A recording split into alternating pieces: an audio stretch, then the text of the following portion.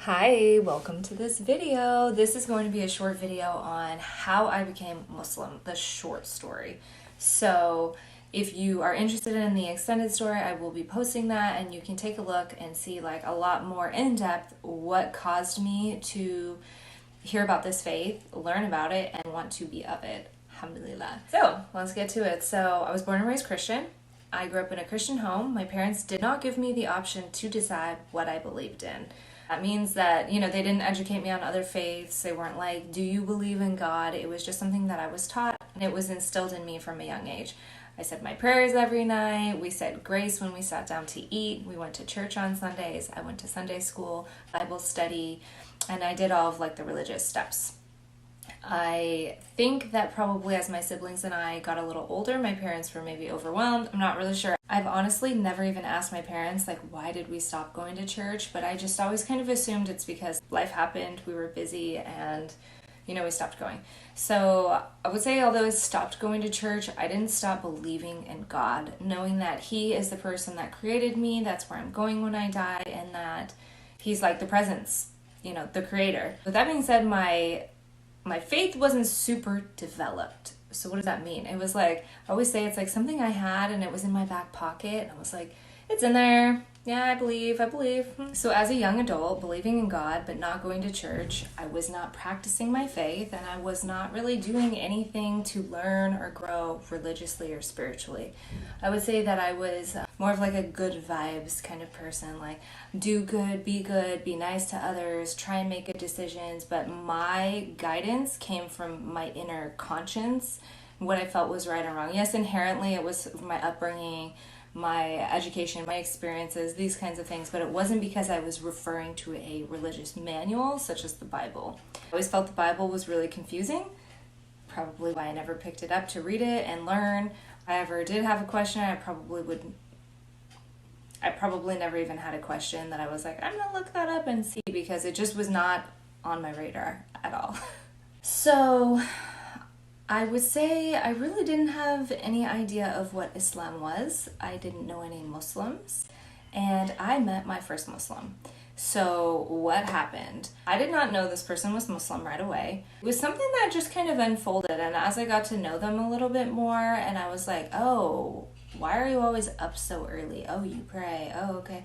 And then once they put it out there that they believed in the same prophets as Christianity, such as Jesus, Moses, Abraham, Noah, Adam, peace be upon them all, it really made me what? There's another religion that has all of the same prophets that I believe in? And that was like really shocking for me, because I was like, how is that possible? I always assumed, I think, that like everything other than Christianity was so different. I really didn't even realize that kind of thing existed.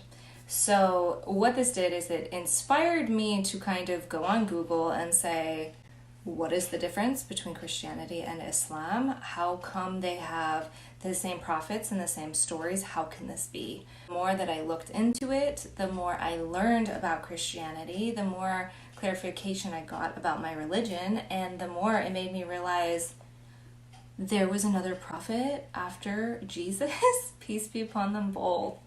And ultimately what happened is, as I got to know Christianity and I got to know Islam, I started to see them as one and the same, like sisters, like the same thing. It's the same God, it's the same people, it's the same stories. I know there are discrepancies, so I'm not saying it's exactly the same thing, but what I'm saying to me is, it was really shocking to find out I was not supposed to be eating pork. I was not supposed to be drinking alcohol. I was not supposed to be showing my skin and dressing immodestly as an actual believing Christian. So that kind of shocked me, and I was like, oh, wow, I had no idea. Oh my gosh. So it's like, then it kind of put it in the position where it's like, well, if I'm a believing Christian, then I ought to be doing these things. And then the second question that came to me was, really, how do I know if Muhammad, peace be upon him, was real? I don't. How do I know if Jesus, peace be upon him, was real? I don't. How do I know if Adam was real, peace be upon him? I don't. It's called faith. For me, I thought about it and I was like, if I choose not to accept the last and final messenger of God, isn't that the same as somebody of, let's say, the Jewish faith saying Jesus wasn't real? For me, as somebody who loved Jesus and admired him, what I really loved is that he was just so kind and nice. And I remember one time I had this epiphany, and I was like, Jesus was like original, like, lover. Like, he was probably so kind to people even though they were mean to him and they didn't believe him. And I just had this like respect for him, that like what he probably went through, and like all of the doubters and the haters, right? So as a Jesus lover and a Christian, it was like, that's terrible that the Jewish faith, they didn't believe in him. And that's, I'm not judging them, that's their right, but I was like, why not? And I thought, do I want to be somebody, like, if Muhammad, peace be upon him, is real, do I want to be the person that's like, we don't believe in him, no. And so for me, I decided I'm going to accept him, because I would rather err on the side of caution than the side of arrogance and ignorance. I think that one of the major deciding factors for me was realizing that the things that Islam forbids, such as pork, alcohol, fornication, these kinds of things, were also forbidden in Christianity. Realizing that it was the same practices, that why are we villainizing the latter religion but not the one that everybody loves so much? Why is there a double standard? So really, for me, truly, as I learned Christianity, the more it opened me up to truly become a Muslim. Because I believe that God sent all of his messengers to remind us. Why did he send Jesus? To remind us when we were acting crazy. Why did he send anybody he sent to as a reminder for information to us when we were acting crazy? Because a man is in a constant state of crazy, lost. Really, right? So I kind of took a look at that. I decided, yeah, I believe in Muhammad, peace be upon him. It was so similar to my beliefs already. I felt in a lot of ways I was already practicing Islam, so I just was like, yeah, I believe in Muhammad, peace be upon him. And it came down to the answers for the Shahada. Do you believe in the oneness of God? There's only one God? I was like, yes. Do you believe in Muhammad sallallahu alaihi wasallam as the last and final prophet? Yeah. So you're Muslim. And I was like, okay, I'm Muslim. So I did my Shahada. It's been 3 years. I've done a lot of learning, growing, loving, living, glowing, crying, all sorts of things. I've had a lot of life in the last 3 years. And I can say the number one thing I have in my life that I love is being a Muslim. So if you are considering this and you are wondering if it's right for you, I just want to say, answer the question. Do you believe there's only one God and it's just God?